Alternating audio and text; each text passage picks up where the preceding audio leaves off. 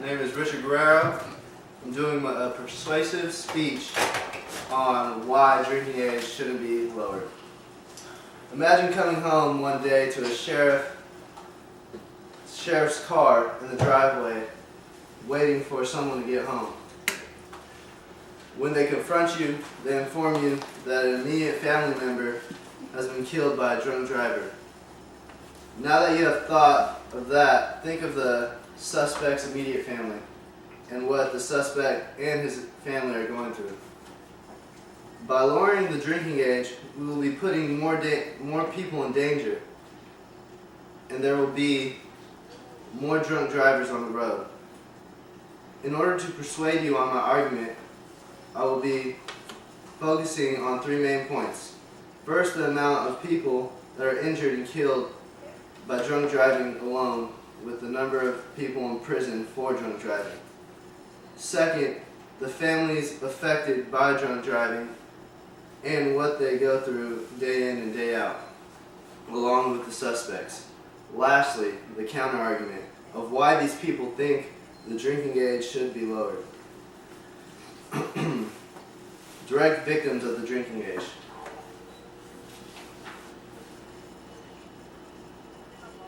Those who say drinking age should be lowered are not aware of the numbers of victims there are from drunk driving.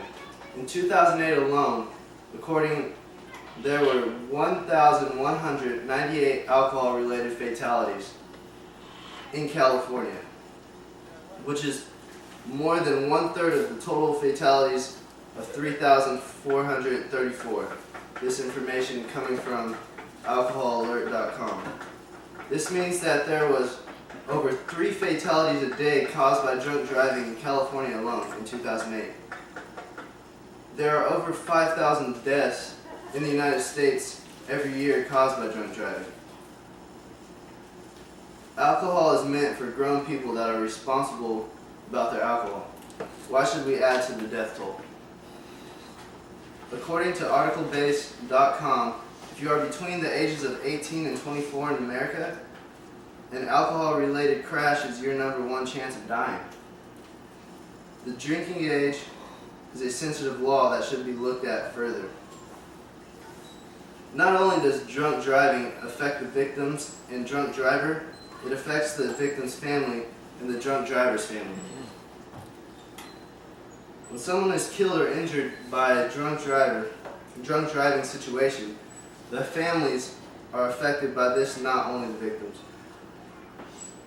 Harold Dennis can still see the uncontrollable flames, feel the unbearable heat, hear the screaming children, and recall the fear. This information coming from the Kentucky Post. This was the worst incident caused by drunk driving in history, killing 24 children and 3 adults. These 27 people had family members that had to deal with the reality of the situation, including the drunk driver's family also. These families have hardships that they have to go through day in and day out.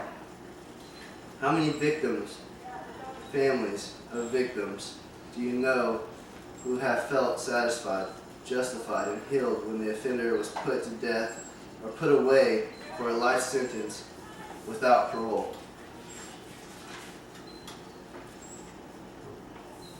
The usual answer to this is little, but in reality, they still have to deal with the death of a loved one.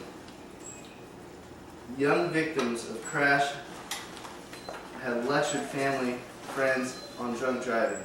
Crystal Guther's father plans to tow her mangled car to Sarasota High School.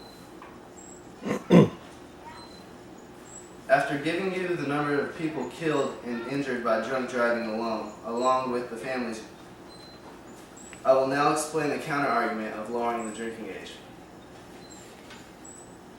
Although it seems like the logical solution would be to keep the drinking age the same or raise it, some people believe it should be raised. Would lowering the drinking age solve more problems than it creates? Dr. John McCardell states, "Drinking that is not out in the open, drinking that is unsupervised, drinking that we can pretend isn't taking place is drinking that is dangerous. Drinking that is putting both young adults and other innocent people at greater risk. I understand where he's coming from, because drinking unsupervised is bad, but lowering the drinking age is letting people know that it's okay to drink at a young age. Informing people about the consequences may help decrease drunk driving and maybe even underage drinking. In conclusion, although we are all college students,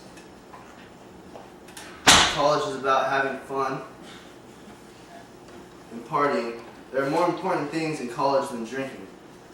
Just think of the people you may harm. This is why I am opposed to lowering the drinking age. The next time you consume alcohol, think again about driving home. Think of the families of all the victims and suspects and what can happen to you and the people surrounding you. Thank you.